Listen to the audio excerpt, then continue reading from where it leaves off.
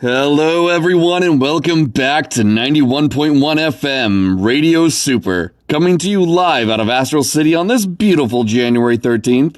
I'm your host, Philip Hill, and we're finally in our new studio, 3 months after our last one was taken out by a hero-villain dust-up who shall remain nameless due to legal reasons. Thankfully, the hero's team's insurance covered all of the damage, and even though my former assistant Sarah McCollum was injured, she was rushed out of state by the wonderful Colonel Mason. Colonel Mason is the head of the Pacific Northwest Warriors, and was fast enough to carry her all the way to D.C., where they gave Sarah over to the world-renowned and amazing Corporal Crisis of the D.C. Blasters, who rapidly regrew all of Sarah's missing limbs with absolutely no loss of sensation. Thanks to the rapid settlement of that case, Sarah has moved to the Hawaiian Islands and is enjoying a wonderful early retirement. Let's all wish Sarah a wonderful and stress-free life. Goodbye, Sarah. You will be missed. Now, let's put all of our hands together for my new assistant, Brooke Fossum. Brooke just joined us here at our new location and is already smiling brightly. Say hi, Brooke. They're saying hi, but you can't hear them because they're behind several inches of solid, reinforced, bullet-resistant glass, which we here at Radio Super happily put in using the settlement money from the incident. In fact, this studio is on a very high floor in a new high-rise that was generously donated by the Pacific Northwest Warriors Hero Team to help us keep bringing you the wonderful news of the world. Thank you very much to the PNWs. Anyways, with the housekeeping out of the way, let's get down to the capers of the week. Our first story today concerns the Astral City Museum of Art, where a break-in last night resulted in the Mona Lisa, on loan from the French Council for the Preservation of Artistic History, being stolen by an unknown person or persons. Initial investigation by the security team revealed that the footage from the night was not tampered with in any tangible way, but further prying by a local private hero, Carpe, local telemetry expert, revealed that the footage had in fact been looped by one of the guards, overwriting the original recording. The guard in question, a young man whose name we have been asked to withhold, and we will, because we respect people's privacy here, has no memory of his actions in the incident in question. According to Carpe, the guard, quote, walked into work with a firm purpose and a sureness of stride that didn't match his normal day-to-day energy. He clocked in for his shift, then, with skills that didn't match his work history, he cut and modified the relevant camera footage, allowing the perpetrator to cleanly break in and steal the painting without a trace of evidence. Mental powers are involved, but the origin of such cannot be traced by my ability at this time. The local heroes have been queried about any villain they might have seen recently that could match this MO, but so far no one's come forward with any information pertaining to the case. There have been reports about other break-ins across the city in recent weeks, but honestly, come on people, we know what this world is like. Why, just last week as I was walking to the grocery store, I almost got caught up in a tussle between up-and-coming hero Ensign Higgins and local celebrity villain Shadowboxer. The police had eventually cordoned off the area, keeping all other civilians safe, but that was a little late for me, who had to hide between two dumpsters on the side of the Louisiana Fried Crocodile building, which, hashtag not sponsored, I'm gonna have for lunch today because those alligator bites are my guilty pleasure. Chicken wishes it tasted like that. Now, personally, I love Shadowboxer, and it's not because she's a criminal, and it's not because she's incredibly beautiful, not just because of that, but, it simply means that Shadowboxer is a villain who has a very clear code of ethics. No civilians or police will suffer her ability, and she never takes hostages. Honestly, when she breaks into places, and then steals and then leaves, she doesn't use threats of force, she just literally breaks in. Legally, she's a burglar, not a robber. I need to point that all out, just to show you the difference between her and, the Risen Legion. You remember them? Remember their attack last year in the spring, where they came in with a veritable army of supers? They waged war on the city. They destroyed so many buildings. They hurt so many people. Sorry. I'm still reeling by the attack, because I witnessed a lot of it firsthand from our old studio. Do you remember Sacramento? What they did there? Those people, the Risen Legion, they're evil. People like Shadowboxer are not. They're criminals. Yeah, they're villains, yes, but they're doing it like a job. And while I will not say that what they did is the best choice, I will not say that being a career criminal is a great idea. I will say that compared to the Risen Legion, Shadowboxer's a hero. Like, do you remember how we drove them out? How we drove the Risen Legion out? Their leader, the Troubadour, had been summoning monsters all over the city. From the Minotaur to the Gorgon, it was horrible. Several heroes were injured gruesomely in those fights. And the Troubadour's hit-and-run tactics across the city just left us all in complete and utter disarray. Us here at Radio Super had to act as interim communications for the police simply because outside communications had been taken out, and the heroes like Captain Zephyr and Colonel Mason couldn't leave to go get more help. They had to stick around and keep fighting because if they didn't, more people were going to die. But then the villains stepped up. First it was Shadowboxer, using her telekinetic punches to knock out rioters left and right. She was a veritable one-man army, and she kept to no lethalities. Hell, thanks to her, we were able to imprison, just with her, 50 cultists. Yes, the Risen Legion is a cult. I will not be taking questions on that. Pyrodancer, another one who's very eccentric and also does a lot of burglary, not robbery. Also paved ways for civilians to get out safely by creating those tunnels of fire. Thanks to Pyrodancer's ability to create walls of fire that don't radiate heat, people are able to safely get through without threat of being attacked. Like, these villains, they may rob burglar Astral City, burgle, that's the word. But they aren't evil, okay? And like, it's very important for me as a person with my situation with my job to not dehumanize anyone who can be saved, I guess. Like, to me personally, I fully believe that Shadowboxer could be a hero. Like, if Shadowboxer just turned herself in, went to court, and volunteered to go through all the mandatory trainings and everything, I'm fairly certain Shadowboxer would make a fantastic hero. And Shadowboxer, if you're out there listening, please join the side of good.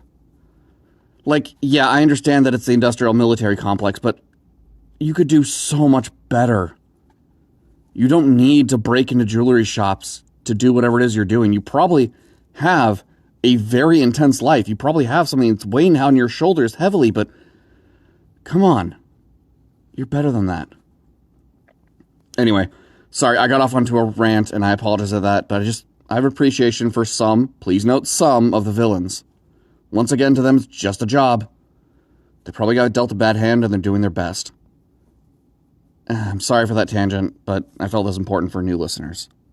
Anyways, going back to the museum heist, here's hoping the Pacific Northwest Warriors can track down the Mona Lisa before it gets sold and is lost forever. Or until it shows up in some Bill/millionaire's house as a very convincing replica. Wink. If you or someone you know has any rumors of activity involving the heist, please feel free to call the station and drop a tip. Our number is on our website, so don't hesitate to help if you can. On to our second story. A couple weeks ago, the Pacific Northwest Warriors announced the two latest additions to their team, Ensigns Pierce and Honeycutt, former medics and surgeons in the military who developed powers at the exact same time and were scouted by Captain Zephyr.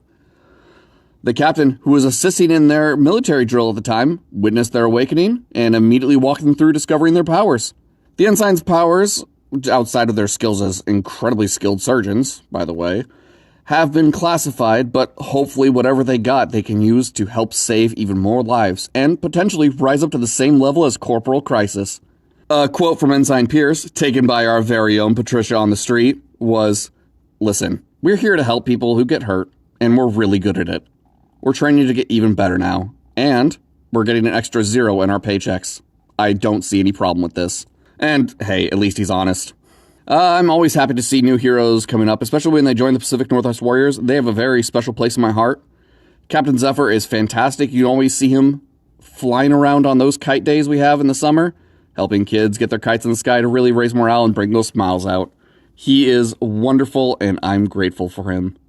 Our third story today, a bill for the inclusion of power testing in schools is currently in Congress being reviewed. It will be up for a vote in November. How do you feel about this? Because I know that it's mandatory in other parts of the world for kids to be tested yearly to make sure that they don't have manifested any powers they can use to cause problems. Because kids and hormones and powers are a bad combo. But like, here in the NUSA, we have a far more idealistic approach to the military. I mean, do you remember your history classes? Late 1990s, the early 20-aughts? The few, the proud, the Marines. And be strong, Army strong. And just so many more slogans. Like, they were basically trying to indoctrinate our kids into joining the military. And they were making it some sort of glorified, I don't know, call. And don't get me wrong, I'm not trying to down-talk heroes or the current way the NUSA utilizes them in the military. I'm not. I actually think that all of the resources they have dedicated to heroes, support, training, discipline, mental health, all of it's fantastic and it's very much appreciated. But like, we're not a military state. Indoctrination of children is not, it's not right. We shouldn't be building towards a society that weaponizes our youth, you know? Like, what kind of civilization would we be if we allowed that? When it comes to November, please take it from me. Vote no on this because you want to keep your kids safe. You don't want them to be groomed into soldiers, all right? On to our final story for today. The new United States of America, that is again the NUSA, has entered into talks with Canada about a hero exchange program. According to the press release, our side, the NUSA, wants to swap every tertial, potentially allowing permanent residential changes so that heroes can do their best in the best environments. General of the Army Gregory Strike is in full support of this idea and has put forth that the first heroes to be exchanged will be a collection of the Florida Man heroes, as they have the most to learn and the most to share about unexpected tactics. To quote the general, like tactical assault crocodiles against those with any levels of invulnerability. Those at the press release thought that was a joke, but he was serious, and anyone who's seen a Florida Man in action knows he's being serious. A following quote after their hesitant laughter was, "If you think you're prepared for any kind of situation or event, you're not, and an experienced Florida Man will prove that to you." Yes, that statement is ominous, but again, it's true. The Florida Men, the squads of Florida Men, they do not duck around. Honestly, I'm all for this idea just because the power of friendship makes everything better. Teamwork makes the dream work and all that, you know? Hopefully, by the next show, we'll have more concrete details on this ongoing event. I think that's everything for the... Wait. Sorry. Nope, one more thing. Just, I forgot. Very important to me, so please put up with this. Starting next week, we'll have signups for the City Talent Show. Powered or not, musical or silent, it doesn't matter. Please, come one, come all, and sign up. Attendance is free, as this is a community event, but donations are accepted as always to help keep this tradition alive. The show itself will be live next month, and the actual date will be released tomorrow, and I'm really excited to see who will top last year's winner, Amelia D., and their incredibly clever living cross-stitch. Using their power of minor telekinesis, she was able to create a cross-stitch story that played out in real time of a dragon devastating the countryside before being taken down by a brave dame and her wife, the head cleric of their kingdom's church. I hope to see plenty of you there, as I'll be the MC for the event. See, I'm being a little selfish here when I said it's important to me. Bring your A game, or even just something that you think is neat. The whole point of the event is to have fun and be proud of what makes you unique. One last thing before we sign off the show, like we do every time. A list of current villains that you would like to stay away from. Dressed in a surgeon's gown with a heavy leather apron. I was about to say leather dress, but that's not quite right. It's a really thick apron that wraps around. The Doctor, spelled Doc, D-O-C-K, T-O-R, like doctor. They are a black market organ trafficker. They are terrifying. Please stay away. If you see them, do not scream. Just leave. Run. Drive away. Get as much distance between you and them as possible to stay safe. Additionally, we have Wreck, the Wrecking Ball. They're a mess mentally, and they're not right. According to the release by the government, they have mental issues stemming from an abusive childhood and hunt down parents who remind them of their own to slaughter. Their ability is to change their density and gravitational orientation, allowing them to essentially turn into a human wrecking ball that can fly at insane speeds, up to terminal velocity. Your best bet is if you see Wreck doing anything in their yellow and brown, hide, be quiet, and signal for help. And that's all I have for the show today, folks. Like always, I hope you all enjoyed yourself as much as I do. And I'll be here for you to listen to me next time on Radio Super. Good night, and don't forget to salt your bathtubs.